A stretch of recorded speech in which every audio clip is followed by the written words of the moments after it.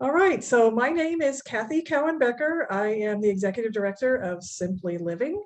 And I'm here with Art Yoho, who's going to talk about the People Solar Project, which won a wonderful grant this year from ComFest. And we'd like to let you know what the People Solar Project is all about. So Art, how about you start with telling us about the neighborhood where you live? Well, I've lived here on Mays Road for 30 years and just recently started paying attention to what's here in a bigger way than just my yard.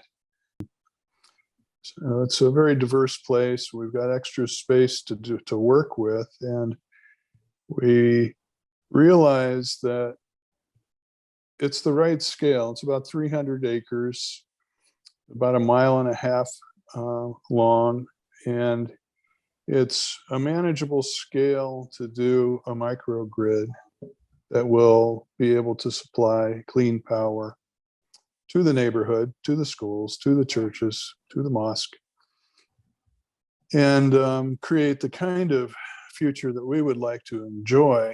And by having design privileges, we can design something that we can live with and enjoy. Every microgrid is site specific. There are no two that are the same. And every site is specific. So we have in mind incorporating more than just clean power in this project, but also clean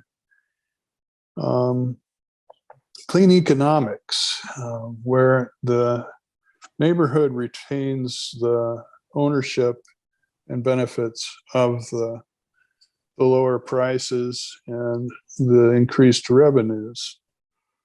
And also in the bigger picture is the ability to supply the city with a resilience hub, with battery storage, so that heat and air conditioning can be provided to the population, and light in case of emergencies in one of the schools perhaps.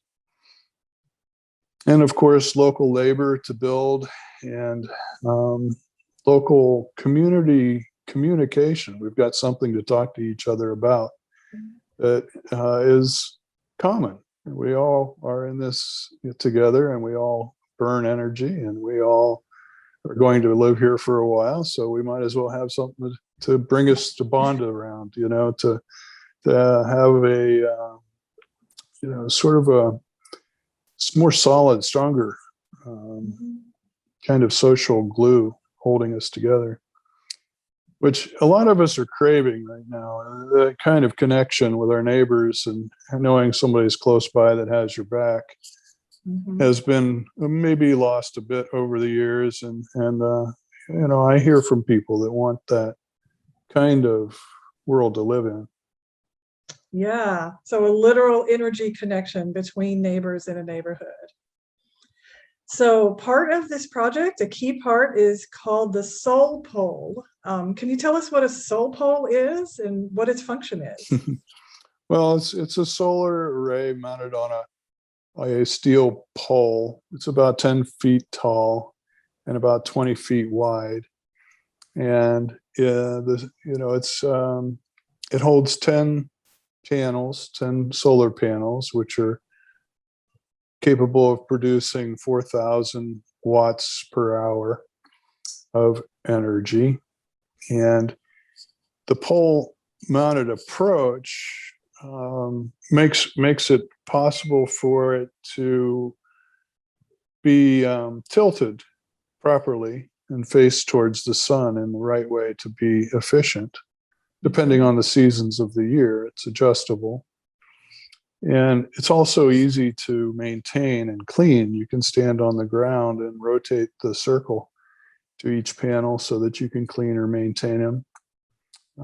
It doesn't take up much space on the ground, so the ground can be purposed for gardens or other things. And it's attractive. It's complementary. It can fit in a lot more locations for a lot more people and do a better job than roof-mounted solar.